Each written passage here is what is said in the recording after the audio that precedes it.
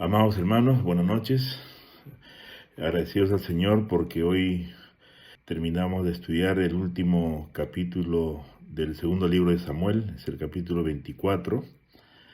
Es un capítulo que tiene 25 versículos y estamos precedidos de un capítulo que habla acerca de las últimas palabras del rey David, donde él también hace un recuento de cerca de sus principales colaboradores, esos hombres que él formó en la cueva de Adulán, los valientes, que, que vendrían a ser prácticamente el ejército valeroso que tuvo Israel, ¿no? Y hay un contraste, debiendo ser el capítulo 23 el último, pero el capítulo 24 habla de un censo que el rey David ordena para poder saber cuántos soldados tenía. Y la verdad que es una orden que él da, no debiendo haberlo dado, pero creo que hay momentos que el hombre, por más espiritual que se crea, llega un momento como todavía somos carne, se deja llevar por un impulso y ordena este acto que no debía haberlo hecho, ¿no? Entonces vamos a empezar este estudio parafraseando, porque parece una obra de teatro, realmente me llama la atención y yo creo que ustedes también van a tener en cuenta ese detalle, ¿no? Y vamos a empezar un preámbulo antes de comenzar a hablar versículo por versículo, estudiar versículo por versículo, acerca de cómo él hace esta convocatoria en una manera teatral, ¿no? Dice: el rey convoca a los jefes del ejército para una reunión urgente. Los generales y altos mandos del ejército están presentes. Por supuesto, entre ellos está Joab, el general y comandante en jefe. En el salón principal del Palacio Real, esa mañana se percibe cierta inquietud. Se pregunta entre ellos: ¿para qué nos habrá hecho llamar el rey? De pronto, el rey David aparece. Ya no es más el joven impetuoso que venció a Goliat, ni tampoco es el hombre maduro, buen mozo y elegante que sedujo a la esposa de Urías. Los años han pasado y ahora el rey ha encanecido. Su rostro muestra las arrugas de los años y los problemas de la vida que la vida le ha deparado. El rey se dispone a hablar y dice: señores capitanes y generales, la razón de esta reunión es para comunicarles que tenemos un problema muy grande. En realidad, se trata de que ignoramos nuestro poderío militar. Nos han visitado embajadores y aún reyes de nuestros vecinos cercanos. Una y otra vez ellos me han dicho con exactitud cuál es el poderío militar que tienen. Me dicen cuántos carros de guerra tienen. Me informan cuántos soldados tiene en la caballería. Me dicen cuántos soldados tiene en la infantería. Yo sé que muchas veces exageran con los números. Lo que no entiendo es cómo países tan pequeños pueden tener ejércitos tan grandes. Sin embargo, lo que más me abochorna y humilla es que cuando me preguntan acerca de mi ejército, les tengo que decir que no sé cuántos soldados tengo. En cierta ocasión, uno de los reyes no supo disimular ni pudo contener una sonrisa burlona. Y el rey prosigue, dice: claro, que a nadie se le puede ocurrir que un país como el nuestro no sepa cuántos soldados tiene. Dadas estas circunstancias, creo que es de interés nacional saber precisamente cuál es nuestro poderío castrense. Por lo tanto, doy la orden de que se haga un conteo, un censo, para determinar exactamente nuestro poderío militar. Y interviene ahí Joab, le dice: majestad, el comandante en jefe, Joab, ¿no? Permíteme la palabra. Proceda, le responde el rey David. Alteza, con el debido respeto que usted merece de todos nosotros, quiero decirle lo siguiente: que el Señor tu Dios añada al pueblo 100 veces más y que mi Señor el rey lo vea. Sin embargo, ¿para qué quiere esto mi Señor el rey? Se hace un silencio. Otro de los altos militares, también de mucha experiencia, se levanta y pide la palabra. Mi rey, dice otro de los presentes, yo estoy de acuerdo con lo que dice el general Joab. Usted sabe bien que el Señor le prometió a Abraham multiplicarnos hasta que lleguemos a ser un pueblo tan grande como la arena del mar. Si hacemos un censo, es como si estuviéramos desconfiando de la promesa del Señor.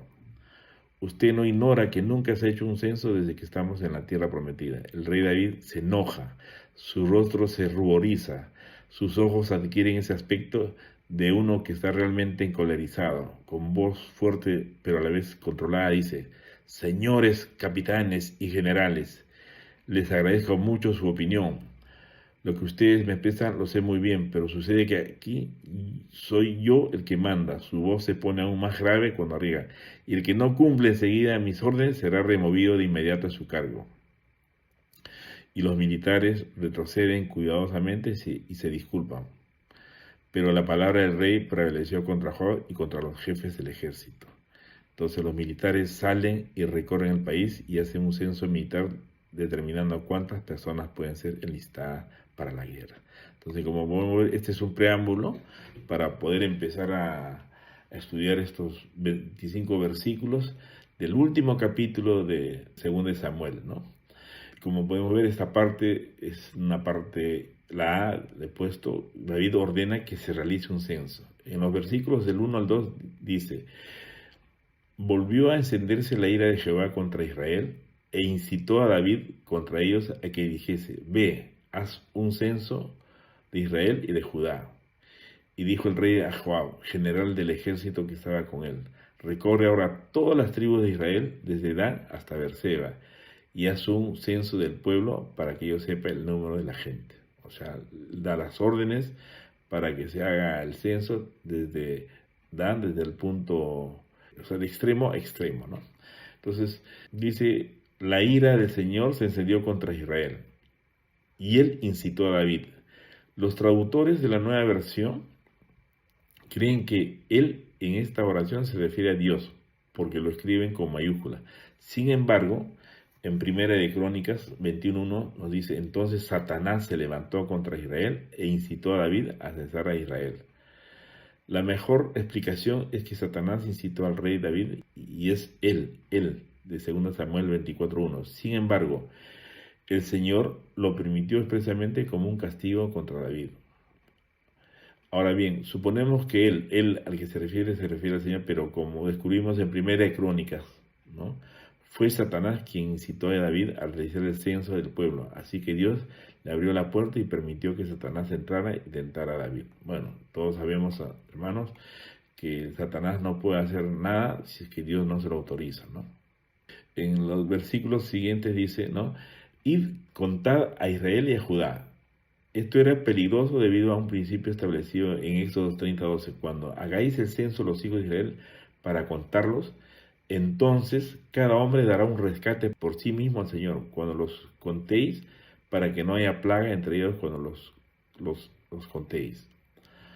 El principio de Éxodo 30:12 habla de la propiedad de Dios sobre su pueblo. En la mentalidad de estas culturas antiguas, un hombre solo tenía derecho a contar o numerar lo que le pertenecía. Israel no pertenecía a David, Israel pertenecía a Dios.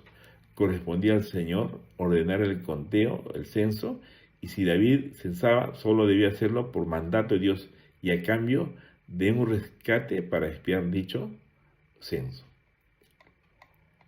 Como podemos ver, con esta introducción está claro que en realidad es Satanás que incitó a David, pero bueno, todos sabemos que Satanás no hace nada si es que el Señor no se lo permite, ¿no?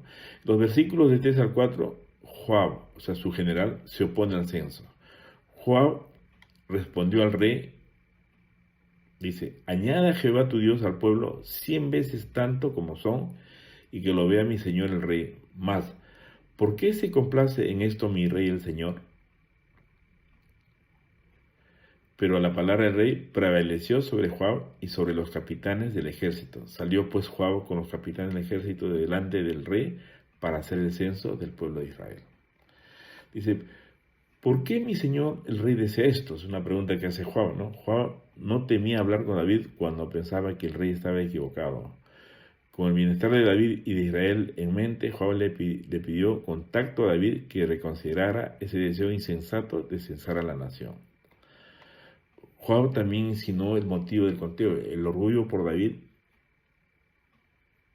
David anhelaba el crecimiento de la nación y tal vez quería medir el tamaño de su ejército para saber si tenía la fuerza suficiente para conquistar una nación vecina. Lo hizo por curiosidad y exceso de confianza. David se vio tentado a atribuirse parte del mérito. Observó cómo Israel había crecido y prosperado durante su reinado. Era realmente notable. El censo fue una forma de atribuirse el mérito. El espíritu de vanagloria por los números se había apoderado del pueblo y del rey, y existía la tendencia a confiar en los números y olvidarse de Dios. Sin embargo, la palabra del rey prevaleció sobre Joab y sobre los capitanes del ejército. No fue solo Joab quien intentó disuadir a David de hacerlo. Los capitanes del ejército también le advirtieron que no contara a los soldados de Israel, pero David lo hizo de todos modos, ¿no? Los versículos del 5 al 9, entonces viene la ejecución, se realiza el censo, ¿no? Y pasando el Jordán, acamparon en Aroer, al sur de la ciudad que está en el medio del valle de Gad y junto a Hazerak. Y después fueron a Galad y a la tierra baja de Jotzi y de allí a Danján y alrededores de Sidón. Fueron luego a la fortaleza de Tiro y a todas las ciudades de los hebeos y de los cananeos y salieron al Negev de Judá en Berseba. Después que hubieron recorrido toda la tierra, volvieron a Jerusalén al cabo de 9 meses y 20 días. Y Joab dio el censo del pueblo al rey, y fueron los de Israel 800,000 hombres fuertes que sacaban espada, y los de Judá 500,000 hombres, ¿no? Bueno, cuando hubieron recorrido toda la tierra, tardaron casi 10 meses en completar el censo. David debería haber cancelado este censo absurdo durante esos 10 meses, pero no lo hizo. Joab le dio al rey la suma del número de personas. Los resultados mostraron que había 1.300.000 hombres guerreros entre las 12 tribus, lo que refleja unos 6 millones en Israel. En el pasaje paralelo, en 1 Crónicas 21, versículo 5, dice: las cifras son muy diferentes. En Israel 1.100.000, en Judá 470.000. Ninguna de esas cifras es demasiado grande, pero no pueden ser ambas correctas y es difícil decir cuál es la cifra verdadera. Intentar conciliarlos en todos sus aspectos es un trabajo inútil. Mejor reconocer de inmediato lo que no se puede negar con éxito, que si bien los autores originales del Antiguo Testamento escribieron bajo la influencia del Espíritu Santo, no se nos dice que esa misma influencia descendiera sobre todos los copistas de sus palabras, impidiéndolos por completo cometer errores. En la parte B de este capítulo dice la culpa de David y el castigo de Dios. En el versículo 10, David sabe que ha obrado mal al censar al pueblo. Después que David hubo censado al pueblo, le pesó en su corazón y dijo David a Jehová: yo he pecado gravemente por haber hecho esto. Mas ahora, oh Jehová, te ruego que quites el pecado de tu siervo, porque yo he hecho muy neciamente.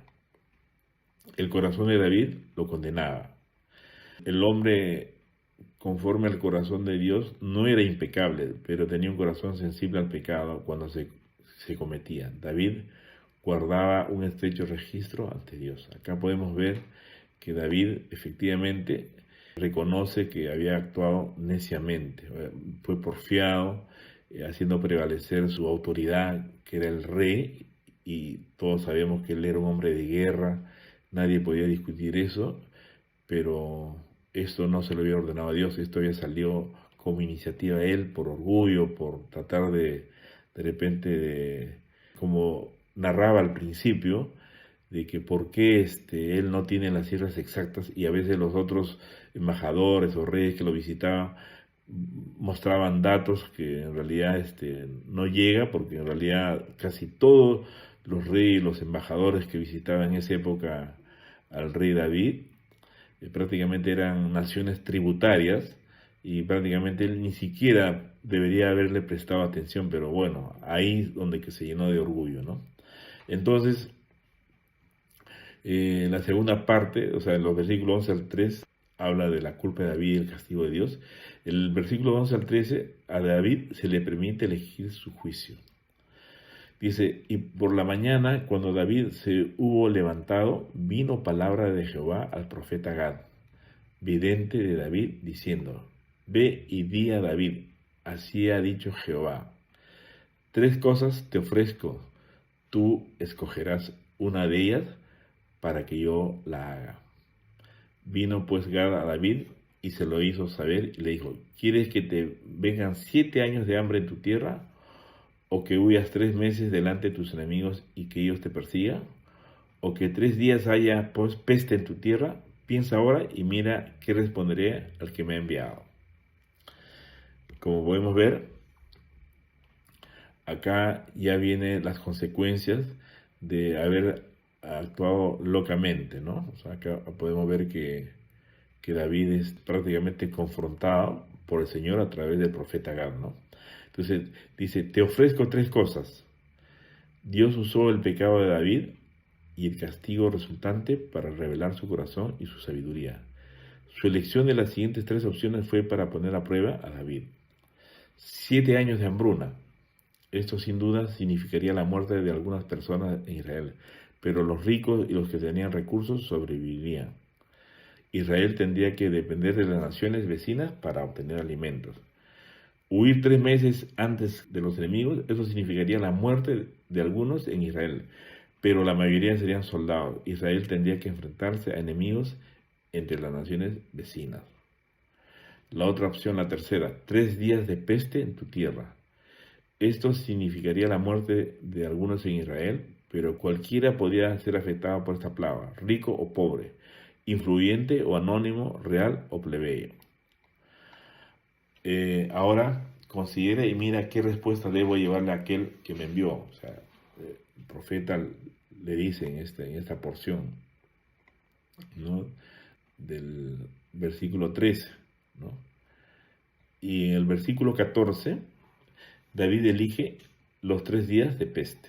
Entonces dijo a Gad, en grande angustia estoy, caigamos ahora en manos de Jehová, porque sus misericordias son muchas, mas no caiga yo en manos de hombres.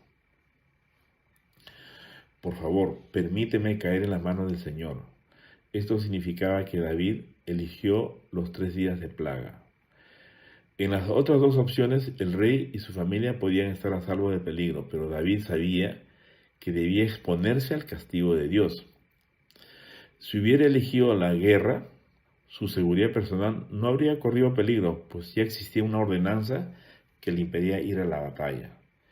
Si hubiera elegido el hambre, su riqueza le habría asegurado el sustento a él y a su familia, pero demostró la grandeza de su espíritu al elegir la peste, a cuyos estragos él y su familia estuvieron expuestos por igual que el más humilde de sus súbditos. Dice, no permitas que caiga en manos del hombre. Esto significa que David eligió los 3 días de plaga. En las otras 2 opciones, Israel estaría a merced de sus vecinos como en la hambruna o sería atacado por sus enemigos. David sabía que Dios era mucho más misericordioso y bondadoso que el hombre. En los versículos del 15 al 17, la plaga de destrucción golpea severamente a Israel. Entonces, a partir del versículo 15, leemos al 17, dice, y Jehová envió la peste sobre Israel desde la mañana hasta el tiempo señalado. Y murieron del pueblo desde Dan hasta Beerseba 70,000 hombres. Y cuando el ángel extendió su mano sobre Jerusalén para destruirla, Jehová se arrepintió de aquel mal. Y dijo al ángel que destruía al pueblo, basta ahora, detén tu mano. Y el ángel de Jehová estaba junto a la era de Arauna, Jebuseo. Y David dijo a Jehová, cuando vio al ángel que destruía al pueblo, yo pequé, yo hice la maldad. ¿Qué hicieron estas ovejas? Te ruego que tu mano se vuelva contra mí y contra la casa de mi padre. Las consecuencias, acá podemos ver que fueron, en el versículo 15, 70,000 hombres del pueblo murieron. Esto fue una gran calamidad para Israel, una plaga devastadora que afectó a tantos en un periodo de tiempo tan corto. el Señor se arrepintió de la destrucción. Esto justificó la sabiduría de David al ponerse en manos de Dios. No podía confiar en que el hombre se arrepintiera de la destrucción. Te ruego que tu mano caiga sobre mí y sobre la casa de mi padre. Como un verdadero pastor, David pidió que el castigo recayera sobre él y su familia. Pero Dios, teniendo otro propósito que cumplir, no aceptó la petición de David. Y David, seguidamente, en los versículos 18 al 21, decide construir un altar. Dice, a David se le ordena erigir un altar en la era de Arauna. Y Gad vino a David, el profeta Gad vino a David aquel día y le dijo, sube y levanta un altar a Jehová en la era de Arauna Jebuseo. Subió David conforme al dicho de Gad, según había mandado Jehová. Y Arauna miró y vio al rey y a sus siervos que venían hacia él. Saliendo entonces Arauna, se inclinó delante del rey, rostro a tierra. Y Arauna dijo, ¿por qué viene mi señor el rey a su siervo? Y David respondió, para comprar de ti la era a fin de edificar un altar a Jehová, para que cese la mortandad del pueblo. Erige un altar al Señor en la era de Arauna el Jebuseo. Allí fue donde David se encontró con el ángel del Señor y donde Dios se arrepintió de la plaga antes de que cayera sobre Jerusalén. Ahora bien, Dios quería que David se reuniera con él allí para adorarlo. Las ceras solían estar en una posición elevada para aprovechar la brisa. Se indica una zona al norte de la ciudad de David. La era de Arauna tenía una rica historia y un gran futuro. En 2 Crónicas 3:1 nos dice que la era de Arauna estaba en el monte Moriah, la misma colina donde Abraham ofreció a Isaac, que está en Génesis 22:2, y el mismo conjunto de colinas donde Jesús murió en la cruz, que está en Génesis 22:14. Para comprarte la era y construir un altar al Señor, David quería transformar este lugar donde se separaba la paja del trigo en un lugar de sacrificio y adoración. Seguiría siendo un lugar de sacrificio y adoración porque esta tierra comprada por David se convirtió en el emplazamiento del templo de Salomón. Está en 1 Crónicas, del capítulo 21, versículos 28 y también en el capítulo 22, 5. Rechazando en los versículos de 22 al 24, rechazando el regalo de Arauna, David compra la era. Y Arauna dijo a David, tome y ofrezca a mi señor el rey lo que bien le pareciere. He aquí bueyes para el holocausto, y los trillos y los yugos de los bueyes para leña. Todo esto, oh rey Arauna, lo da al rey. Luego dijo Arauna al rey, Jehová tu Dios te sea propicio. Y el rey dijo a Arauna, no, sino por precio te lo compraré, porque no ofreceré a Jehová mi Dios holocaustos que no me cuesten nada. Entonces David compró la era y los bueyes por 50 siclos de plata. Que mi señor el rey tome y ofrezca lo que le parezca bien. Arauna tenía un corazón bueno y generoso y quería darle a David todo lo que quisiera. Si la noble oferta de Arauna hubiera sido aceptada, habría sido el sacrificio de Arauna, no el de David, ni habría servido para aplacar el desagrado del Señor. Sin duda, no te lo compraré por un precio, ni ofreceré holocaustos al Señor, mi Dios, con lo que no me cueste nada. Esta es una porción muy conocida, amados hermanos, que es una gran verdad, que nunca ofreceremos holocaustos al Señor sin que nos cueste nada, ¿no? David sabía que no sería un regalo ni un sacrificio para el Señor si no le costaba algo. No buscaba la manera más barata de agradar a Dios. Quien tiene una religión que no le cueste nada, tiene una religión que no vale nada. Ni nadie estimará los preceptos de Dios si estos preceptos no le cuestan nada. Donde hay un amor verdadero y profundo por Jesús, nos costará algo. El amor es la empresa más costosa de todas, pero ¿qué nos importará si ganamos a Cristo? No puedes renunciar a todo por Él sin recuperar todo lo que has renunciado, pero purificado y transfigurado, ¿no? Como podemos ver acá, hermanos, es una gran verdad. El peregrinaje, o sea, la vida cristiana, si bien es cierto, como dice la palabra, el que está en Cristo es una nueva criatura, todas las cosas se hacen nuevas y todas las cosas viejas pasan, ¿no? Pero no es un camino fácil, no es un camino de una alfombra roja. El caminar cristiano es subir una pendiente, como es subir al monte Sión, y definitivamente subir con mochilas cargadas, reconociendo que el Señor ya pagó por nosotros un precio muy grande y nosotros no podríamos pagar lo que el Señor hizo por nosotros, y lo que nos pide el Señor ahí es que sea una vida consagrada. Por eso Pablo dice en sus epístolas en la epístola de Filipenses, ¿no? Que él toda su vida lo echa por basura, su vida pasada, por ganar a Cristo, ¿no? Y todos sabemos la historia de Pablo, que él dice en una porción de la palabra, que nadie ya discuta con él nada, en absoluto nada, porque él ya lleva las marcas de Cristo. O sea, las marcas de Cristo, hermanos, verdaderamente no son marcas que se borran así nomás, sino quedan grabadas en el corazón. Por eso el caminar del cristiano no es un caminar fácil, es un caminar de mucho sacrificio, porque, como dice la palabra de Dios, al que se le perdona poco, ama poco. Y al que se le perdona, o sea, al que se le perdona mucho, ese ama mucho. Yo estoy en esa condición, yo me considero así, y verdaderamente nuestra vida tiene que ser un sacrificio, ¿no? Y amados hermanos, no es como un sacrificio como de castigarnos, hacernos heridas, ni nada por el estilo, sino que ir en sentido contrario, o sea, después de estar arrepentido.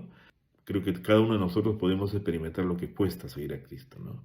Y finalmente el último versículo, el 25, dice, el altar y el sacrificio de David.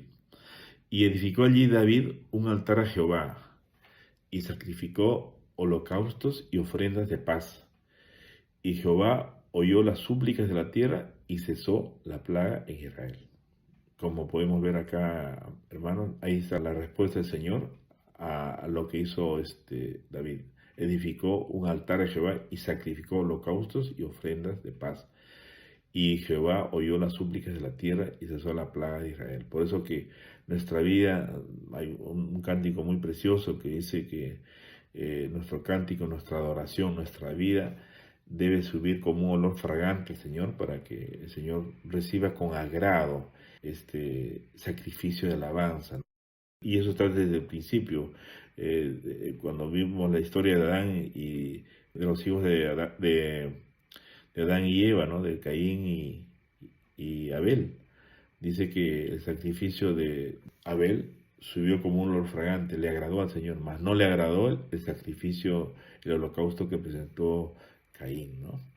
Y dice, ofreció holocaustos y sacrificios de paz. Esto demuestra que David comprendió que la muerte de los 70.000 israelitas a causa de la plaga no expió su pecado ni el de Israel. La expiación solo podía realizarse mediante la sangre de un sustituto aprobado. Los holocaustos eran para expiar el pecado, los sacrificios de paz para disfrutar de la comunión con Dios. Esto nos demuestra que desde el principio hasta el final la vida de David estuvo marcada por la comunión con Dios. Finalmente vemos al hombre conforme al corazón de Dios, transformando la ocasión de su pecado y su castigo en una ocasión de adoración. Por eso que se considera a David, era un siervo, era un hombre que tenía un corazón conforme al de Dios, ¿no? Porque Dios conocía perfectamente que hemos heredado esa naturaleza pecaminosa, pero si nosotros reconocemos nuestros pecados, nos arrepentimos de verdad, ¿no? Esa vida sacrificada va a tener un olor fragante en nuestro Dios, y eso se convierte en una adoración continua, ¿no? Y el Señor va a ver con agrado eso. Así que el Señor escuchó las oraciones por la tierra, que está en 1 Crónicas 21-26 también, nos dice que Dios mostró su aceptación del sacrificio de David, consumiéndolo con fuego del cielo. Dios honró el deseo de David de orar correctamente y de tener comunión con él, respondiéndolo con una bendición divina del cielo. Así sucede siempre cuando los hijos de Dios se acercan a su Dios y Padre para purificarse y tener comunión con él, ¿no?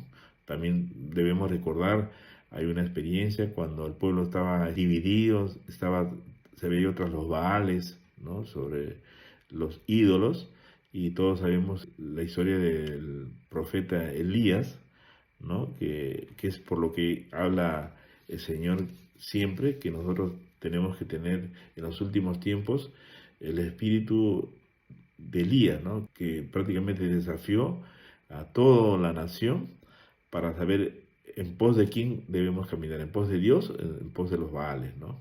Y eso fue como un holocausto y un sacrificio, y el Señor vio con agrado, y todos sabemos que el Señor ahí envió un fuego que consumió para que sea visible, que la manifestación de la misericordia, del perdón y la oportunidad que el Señor nos da sea notoria y se proclame continuamente. Finalmente, amados hermanos, acá podemos ver, yendo ya a la parte coyuntural, ¿no? Dice, los reyes, presidentes y gente en eminencia muchas veces toman decisiones que nos afectan a todos. Es muy probable que la misión de emprender una invasión militar a sus vecinos estuviera en la mente de David. Si así hubiera sido el caso, quizás más de 70.000 soldados hubieran muerto en el intento.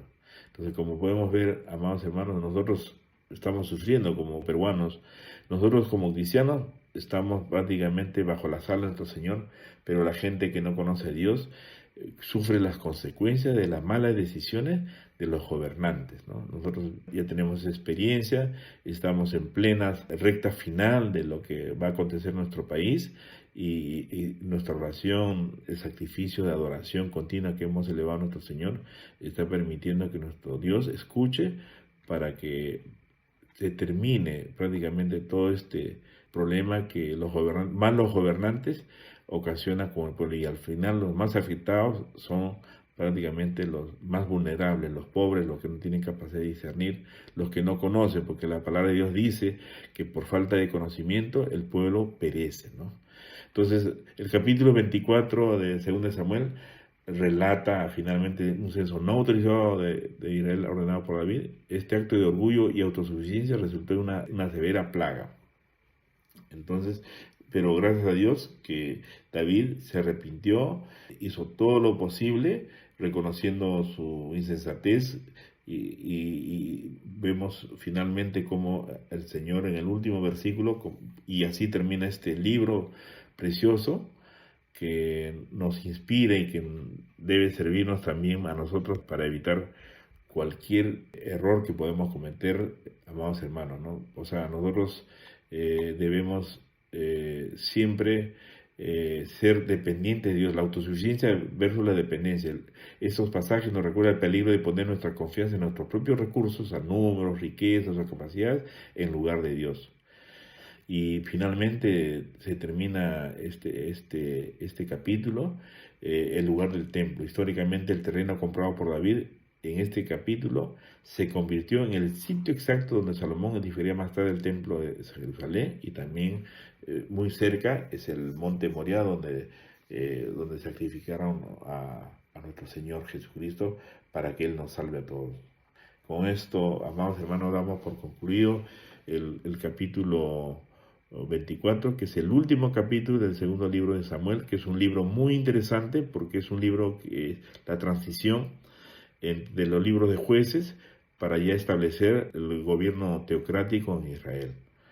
Gracias al Señor que nos ha permitido avanzar este libro, y así sucesivamente seguimos aprendiendo, porque hay mucha riqueza en la palabra de Dios que nos debe recordar permanentemente que todo tiene su consecuencia, ¿no? La obediencia tiene consecuencias, así como la desobediencia.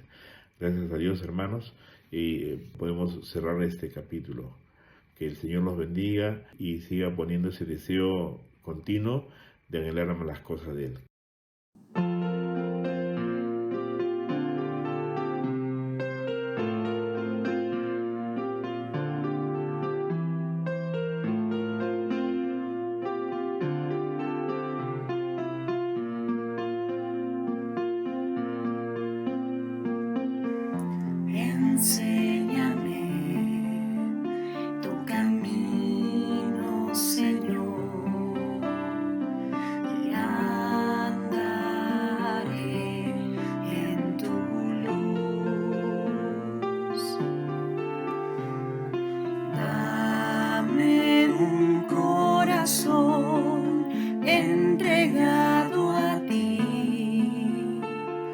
para honrarte, oh Dios. Purifícame, límpiame, Señor, y líbrame de lo que impida el fluir. Purifícame, límpiame, Señor, y líbrame de lo que impida el fluir de tu amor.